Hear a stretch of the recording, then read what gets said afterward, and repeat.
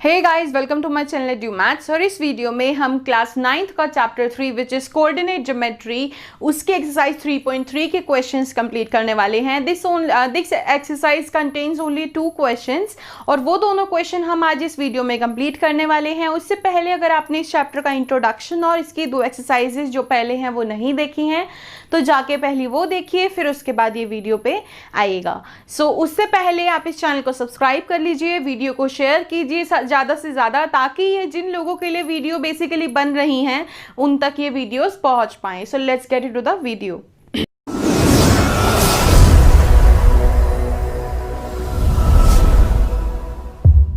So guys, question number 1 is, in which quadrant or on which axis do each of the points 1 2 3 4 5 points हमें given है, coordinates given है, हमें x और Y दोनों चीजें given है। हमें एक ग्राफ के थ्रू ये बताना है कि ये सारे पॉइंट्स कौन से क्वाड्रेंट में आते हैं और कौन से एक्सिस पे लाई करते हैं। फर्स्ट ऑफ ऑल, एक्सिस क्या होता है आप पहले से जानते हैं। एक्सिस होते हैं ये कहलाता है हमारा x axis. Sorry, I wrote it this one, y, और ये हो गया y नेगेटिव। जो हॉरिजॉन्टल होता है यानी कि जो लेटी हुई लाइन होती है वो कहलाता है x एक्सिस, और जो वर्टिकल होता है, जो स्ट्रेट लाइन होती है, वो हमारी होती है y एक्सिस। और क्वाड्रेंट्स क्या होते हैं? क्वाड्रेंट्स का सबसे एक बेस्ट तरीका होता है, क्वाड्रेंट होता है जैसे कि मानो ये दोनों एक्सिस को मिला के ये जो सेंटर में 0 पॉइंट बनता है, ये एरिया, ये वाला एरिया, ये वाला एरिया और ये वाला एरिया, ये जो चारों चीजें होती हैं ये चारों क्वाड्रेंट होते हैं। क्या होते हैं? क्वाड्रेंट। अब कौन सा क्वाड्रेंट को क्या बोला जाता है? सी।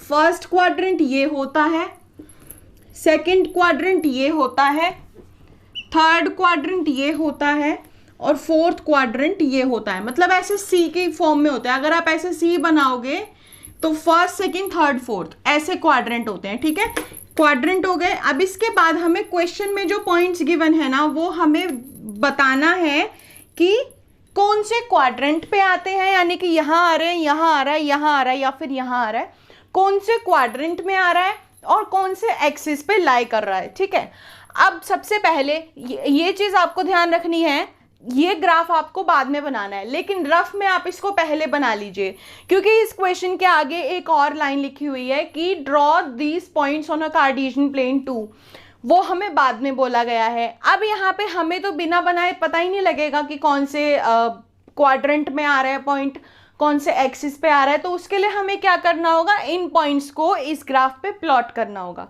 सबसे पहले पॉइंट्स किस फॉर्म में होते हैं? एक्स और वाई। ठीक है, -2 और 4, सबसे पहले ये देख लेते हैं। -2 और 4 यानी कि x एक्सिस पे -2, x एक्सिस ये है, -2 ये है, y एक्सिस पे 4, y एक्सिस पे 4, -2 को एक्सटेंड करो और -4 को एक्सटेंड करो। आपको एक्सटेंड करने की जरूरत नहीं पड़ेगी क्योंकि ऑब्वियसली उसमें ब्लॉक्स बने होते हैं ग्राफ में। ठीक है, तो लेट्स नेम दिस a। इसको पॉइंट्स को मैंने नेम दे दिया a, इस क्वाड्रेंट को मैंने नेम दे दिया a। क्लियर है? तो ये ए पॉइंट यहाँ पे है। फर्स्ट ऑफ ऑल, कौन से क्वाड्रेंट पे आ रहा है? फर्स्ट सेकंड थर्ड फोर्थ, ये सेकंड क्वाड्रेंट के अंदर आ रहा है, तो आपको लिखना है सेकंड क्वाड्रेंट। आपको क्या करना है ना, फुल स्टेटमेंट लिखनी है कि this coordinate is on second quadrant, is in second quadrant and lying in which axis. कौन से एक्सिस पे? अगर आप देखोगे तो ये किसी भी एक्सिस पे नहीं है, ये क्वाड्रेंट में है। एक्सिस पे कब होगा? जब कुछ ना कुछ वैल्यू, जैसे थर्ड वैल्यू में 0 पॉइंट गिवन है, तो ये किसी ना किसी एक्सिस पे होगा। अब ये ना तो इस लाइन पे बन रहा है ना ये इस लाइन पे बन रहा है, दैट मीन्स ये एक्सिस पे नहीं है, ये क्वाड्रेंट पे है। ठीक है, क्वाड्रेंट में है, और कौन से क्वाड्रेंट में? सेकेंड क्वाड्रेंट पे। ठीक है, नेक्स्ट पार्ट देखते हैं, 3 और -1। एक्स एक्सिस का 3 which is this and y axis का -1 विच इज दिस। एक्सटेंड करते हैं, ये पॉइंट बना यहाँ पे, मैं इसको नेम दे देती हूँ बी। कौन से क्वाड्रेंट में आ रहा है? Fourth, first second third fourth, fourth quadrant. ठीक है, अगेन एक्सिस पे नहीं है, ना ही वो एक्स एक्सिस पे, ना ही वो एक्स एक्सिस पे है, ना ही वो वाई एक्सिस पे है। Let's move to the third point which is -1 और 0। इसको मैं नेम दे देती हूँ सी। एक्स पे -1 है, एक्स एक्सिस पे -1 और वाई एक्सिस पे 0, यानी कि वाई एक्सिस पे 0 यही रहेगा, ये ऊपर नहीं जाएगा क्योंकि वाई एक्सिस का 0 यही पॉइंट है, तो ये पॉइंट सी यही बन गया। अब ये कौन से क्वाड्रेंट पे, ये किसी भी क्वाड्रेंट पे नहीं है, ये एक्स एक्सिस पे लाई कर रहा है, ठीक है, क्योंकि ये किसी भी क्वाड्रेंट में नहीं है, ये पूरे एक्सिस पे ही आ गया, ठीक है ना। तो ये लाई कर रहा है ऑन एक्स एक्सिस। क्लियर हुआ? नेक्स्ट पॉइंट है 1 2, इसको डी नेम दे देती हूं। एक्स का 1 वाई का 2, एक्स का 1 वाई का 2, ये पॉइंट बनेगा विच क्वाड्रेंट, कौन से क्वाड्रेंट में आ रहा है? फर्स्ट क्वाड्रेंट में। तो आपको लिखना है फर्स्ट क्वाड्रेंट। आपने पूरी स्टेटमेंट लिखनी है, ठीक है, ये तो मैं आपको शॉर्ट में बता रही हूँ, आपको स्टेटमेंट लिखनी है। आप बेशक क्वेश्चन की स्टेटमेंट को कॉपी करके लिख सकते हैं, that A point is lying on in second quadrant and C point is on the x axis is lying on x axis, ये आपने लिखना है बहुत सिंपल तरीके से। लास्ट पॉइंट है -3 -5, लेट्स नेम दिस E, ठीक है। x पे -3, x एक्सिस पे -3, y एक्सिस पे -5, एक्सटेंड करते हैं इसको, ये पॉइंट बन गया यहाँ पे, ठीक है। तो ये पॉइंट यहां पे बन गया, कौन सा क्वाड्रेंट है? थर्ड क्वाड्रेंट, ठीक है। ये क्वेश्चन कंप्लीट हुआ, सिंपल था। अब एक चीज समझिए, क्वेश्चन में हमें ना इनको बताना था कि कौन से क्वाड्रेंट पे या कौन से एक्सिस पे है। अगर हमें बिना ग्राफ के ये बताने को आ जाए, लास्ट स्टेटमेंट में जो मैंने बोर्ड पे लिखी नहीं है, आप क्वेश्चन पूरा पढ़ोगे, लास्ट में लिखा हुआ है कि draw a Cartesian plane and plot the points over there too, but अगर वो नहीं लिखा है तो आप कैसे पता लगा सकते हैं कि कौन से क्वाड्रेंट में है? तो एक टर्म मैंने आपको बताया था, एक्स और वाई जब ये कोऑर्डिनेट्स होते हैं तो एक्स को बोलते हैं एब्सिसा और वाई को बोलते हैं ऑर्डिनेट, ठीक है, ये मैंने आपको पहले भी बताया था।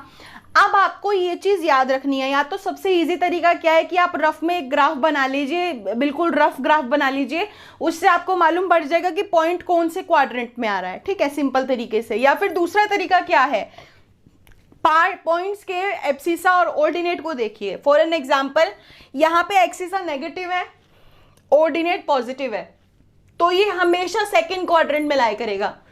जब भी एब्सिसा नेगेटिव हो यानी कि x नेगेटिव हो और y की वैल्यू पॉजिटिव हो यानी कि नेगेटिव पॉजिटिव, तो ये होगा सेकेंड क्वाड्रेंट में, यानी कि नेगेटिव और पॉजिटिव पॉइंट। जब x नेगेटिव में हो और y पॉजिटिव में हो तो वो हमेशा सेकेंड क्वाड्रेंट में आएगा, ठीक है। और जब x भी नेगेटिव हो और y भी नेगेटिव हो, यानी कि कोऑर्डिनेट और ऑर्डिनेट, एब्सिसा और ऑर्डिनेट दोनों ही नेगेटिव हो, तो वो थर्ड क्वाड्रेंट में आएंगे। अगर x एब्सिसा पॉजिटिव हो, ऑर्डिनेट नेगेटिव हो, ठीक है, x abscissa positive, ordinate negative, यानी कि x की वैल्यू पॉजिटिव और y की वैल्यू नेगेटिव हो, तो वो फोर्थ पॉइंट यानी कि फोर्थ क्वाड्रेंट में आएगा। और अगर दोनों ही पॉजिटिव हो, एब्सिसा और ऑर्डिनेट, यानी कि x और y दोनों की वैल्यू पॉजिटिव हो, तो वो फर्स्ट क्वाड्रेंट में आएगी। सिंपल सी चीज़ है, देखो चार चीज़ें हो सकती हैं, या तो दोनों पॉइंट्स प्लस आएंगे, या दोनों पॉइंट्स माइनस में गिवन होंगे, या पहले वाला प्लस होगा बाद वाला माइनस होगा, या पहले वाला माइनस होगा बाद वाला प्लस होगा, यही चार आउटकम्स आ सकते हैं। तो जब दोनों पॉजिटिव हो फर्स्ट क्वाड्रेंट, जब दोनों नेगेटिव हो थर्ड क्वाड्रेंट, जब पहला पॉजिटिव आखिरी नेगेटिव हो तो फोर्थ क्वाड्रेंट, जब पहला नेगेटिव और सेकंड पॉजिटिव हो तो सेकंड क्वाड्रेंट, ठीक है।